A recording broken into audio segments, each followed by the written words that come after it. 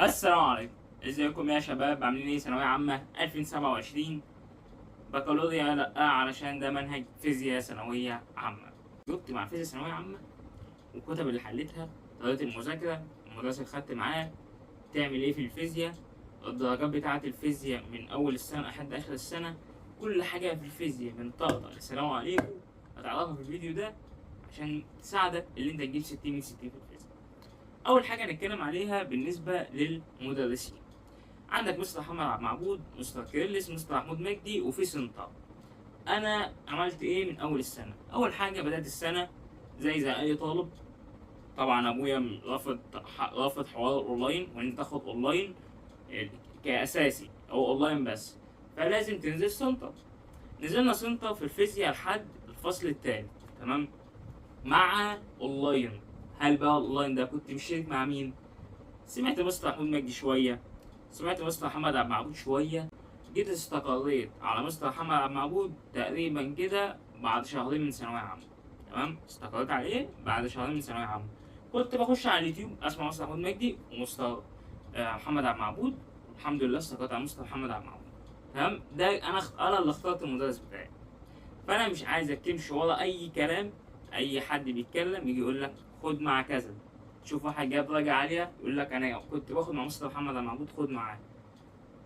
ملاحظه كده بسيطه، مستر محمد عبد المعبود مش اي حد ياخد معاه فيزياء. لو انت ما بتحبش الماده او ما بتحبش الفيزياء فبلاش مستر محمد عبد المعبود خالص. خليك مع مستر كيرلس او مستر محمود مجدي، في مهندس الفيزياء، في مستر علي مصطفى، في ناس كتير في الفيزياء. تمام، فانت اللي تختار. انا هقول لك انا خدت على مستر محمد عبد المعبود استقريت معاه. ده كده بالنسبه للمدرسين. خش بقى تاني حاجه عن المذاكره. اول حاجه هجيب كتاب شرح عادي. جبت كتاب مستر محمد عبد المعبود، جبت كتاب مستر محمود مجدي، جبت كتاب اي مدرس، تمام. هتفتح الكتاب والمدرس بيشرح، يعني انت بتاخد اونلاين، تمام، وخلي معاك كشكول، وخليه كشكول معبس شويه، فيزياء بقى وكده، تمام، خليه كشكول معبس شويه، تمام. تمام، تفتح الكتاب بتاعك والكشكول جنبك وتكتب ملاحظاتك، تكتب قوانينك، تجمع قوانينك، تجمع معلوماتك، الحاجات اللي انت مش فاهمها، تمام. تجمع بقى الكلام اللي انت مش عارفه في كشكول عشان تذاكر منه. انا خلي مصدر مذاكرتك في الفيزياء كشكول معمول بايدك، علشان معظم كتب شرح الفيزياء بالذات مش هتفهم حاجه من الشرح. يعني مثلا لو انا جيت كده، انت جيت بسم الله ما شاء الله فتحت كده التيار الكهربي عباره عن فيض من الشحنات الكهربائيه، ولا كتب لك ان الشحنات الكهربائيه عن شحنات موجبه وسالبه، ولا جاب لك اصلا سيره ان الشحنات الكهربائيه دي جت منين.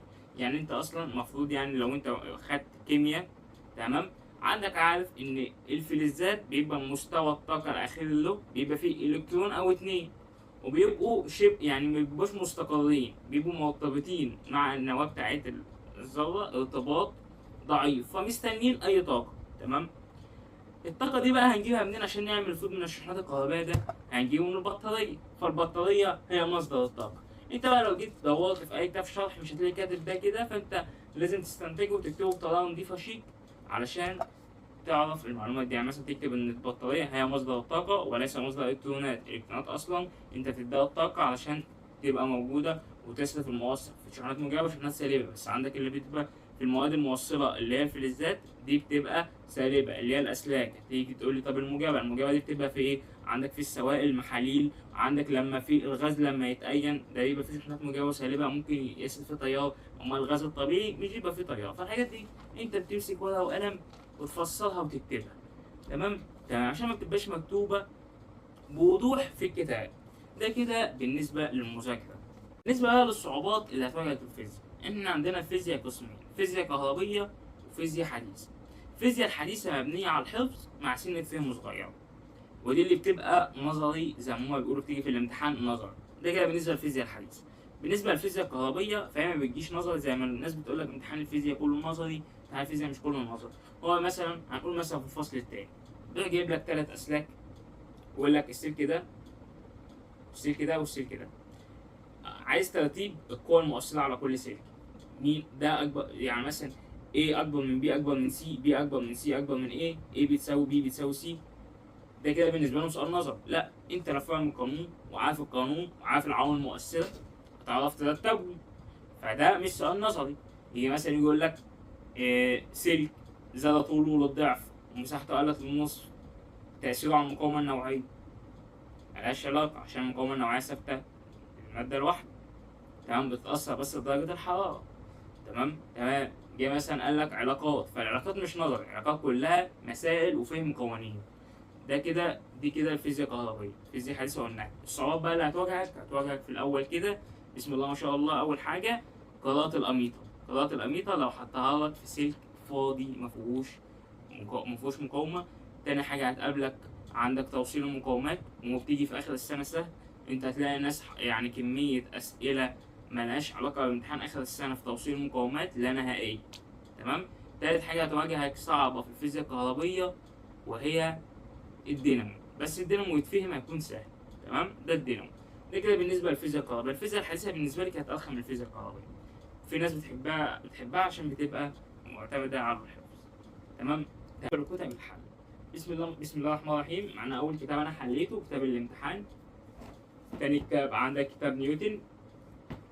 معاك تالت كتاب برضه نيوتن، كان جزئين معرفش ليه. وعندك الكتاب الأخير كتاب مستر عبد المعبود أهو، تمام. تيجي تقول لي طب في كتاب التفوق. كتاب التفوق ما كانش موجود في سنتنا، بس هو لسه نزل في 2025 و 2026.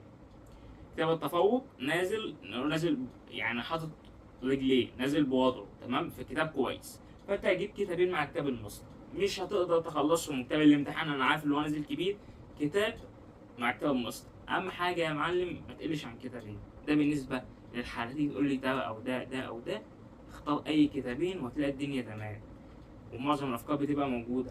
الفرق ما بين الكتاب والكتاب مثلا يبقى فكرتين 3 بيت كتير قوي، فكرتين 3 بيت كتير، تمام. المفروض يعني المدرس اللي انت بتاخد معاه بيكون جايب لك معظم الافكار، سواء سنتر او اونلاين، كلهم بيهتموا بالحاجات دي. كده خلصنا المذاكره، تمام، وخلصنا المدرسين وخلصنا كتاب الحل. نخش بقى على الدرجات. هل درجاتك في اول السنه لها علاقه بدرجاتك اللي انت تجيبها اخر السنه؟ انا من رايي الدرجات بتاعت الاول السنه حافز لدرجات اخر السنه وليس لها علاقه، تمام. يعني درجاتك في الماده في اول السنه يعني بتطمنك وانت داخل امتحان اخر السنه. مش معنى ان انت بتقفل معنى كده انت تجيب النهايه، مش معنى ان انت بتنقص معنى كده ان انت هتنقص في اخر السنه. ده وجهه نظري. تيجي تقول لي انت عمال تقول درجاتك مالهاش علاقه، طب ايه الدرجات اللي انت كنت بتجيبها كانت عامله ايه؟ ده كده دول 3 امتحانات اللي انا حضرتهم، ال3 فصول الشاملين في السنتر. اول شامل اهو، ده اول شامل كان 25 من 25. ده تاني شامل كان 24 من 24. ده تالت شامل كان 25 من 25، تمام. في اخر السنه جبت 60. بس درجاتك بقى في السنتر كانت بتحفزك اللي انت حابب الماده انت بتكمل فيها، على عكس مثلا لما يجيب مثلا 15 من 25 انت هتكره الماده، فمش هيبقى ليك نفس اللي انت تكمل فيها واللي انت تكون مطمن وانت داخل امتحان اخر السنه. يعني انا كنت داخل امتحان اخر السنه في الفيزياء بالذات، انا بالنسبه لي كانت يعني اسهل من الفرنساوي، تمام. دي مثلا المدرس كان بيعمل اسمه ده، بيعمل درس امتحان كل حصه. اعتقد في امتحان واحد بس اللي انا نقصت فيه، تقريبا كنت جايب 7 من 8. دي بقيه الامتحانات 7 من 7، 7 من 7، 7 من 7، معرفش كام. المهم يعني عشان بلاش ننقل الورق خليه هنا كده. دي كده درجات اول السنه ودرجات اخر السنه جبت 60. علاقتهم مع بعض بيحفزك اللي انت تكمل، بس ولا هتجيبها اخر السنه ولا مش هتجيبها اخر السنه. ده كده بالنسبه للدرجات. الناس اللي كملت الفيديو الاخر في 20 واحد بس، 20 واحد هيخشوا جروب التليجرام متابعه للفيزياء. الشرح هيبقى يوتيوب مجاني، تمام. 20 واحد متابعه علميه للفيزياء، هيبقى الحل، الاسئله لو حد عايز حاجه، الاجزاء اللي هم مش فاهمينها تشرح لهم. ده ل 20 واحد بس. تقول لي طب انا عايز تشترك ازاي لو انت تلحق ال 20 واحد؟ لينك تليجرام في الوصف، وهتلاقي عندك رقم واتس، وهتلاقي عندك يوزر تليجرام. اول 20 خش الجروب تابع اول فصل مجاني. لو حد عايز يشترك برضه، لو انت بعد ال 20 واحد تشترك، الاشتراك كله على بعضه متابعة بس عشان الشرح هيبقى يوتيوب 100 جنيه. حابب تشترك تنورنا. ده كان نهاية الفيديو بتاعنا. السلام عليكم ورحمة الله وبركاته.